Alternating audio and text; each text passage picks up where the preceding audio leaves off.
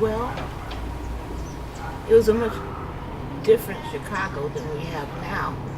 Uh, the schools were segregated, and we grew up as one black family on an entirely white street. So we had there was a lot of discrimination. I went on my first sit-in when I was 9 to help desegregate the schools, and we were arrested and all that stuff, and it was an interesting time, but Chicago was segregated in such a way that if you had any brains at all, you knew where you could go and where you couldn't. Black people weren't allowed to use the bathrooms at the downtown stores. Some stores wouldn't even let you try on things, but most of them would, but they wouldn't let you use the bathroom or anything.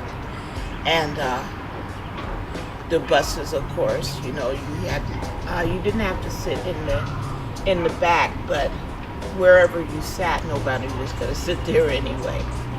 So it was interesting times. It wasn't my childhood. My family was friends with Fred Hampton, and we knew about when he became the head of the Chicago chapter, and we never saw him do anything violent or anything toward violence.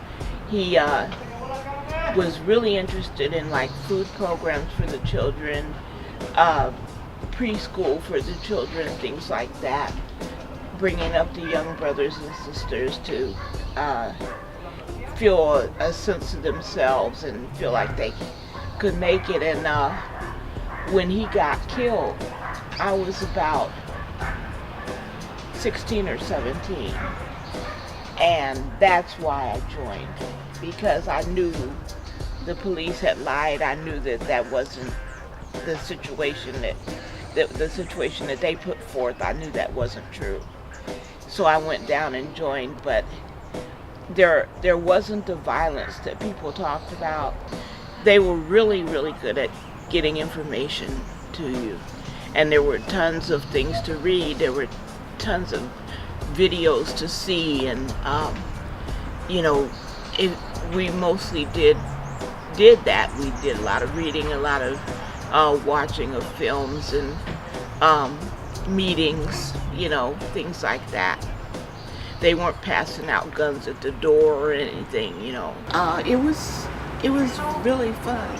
I was young then, and I was getting to do all this stuff, and it was exciting. Went to California, for the first time, and did a lot of stuff in Michigan, Southern Illinois. One of my best friends at the time was Shaka Khan, and she had a singing band. I think it was called the Voices of Black or Shades of Black, and they worked at the Afro-American Center, and sometimes I'd get to sing with them when they needed someone to fill in, and that was a lot of fun.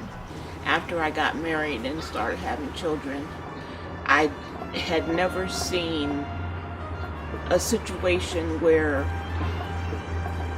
a musician had children that were really well balanced. They just always seemed to have a lot of problems, and they were usually introduced to sex and drugs and all that at an early age because people would try to get to them to get to their parents. And as soon as I had my first child, I decided I wasn't going to do it anymore.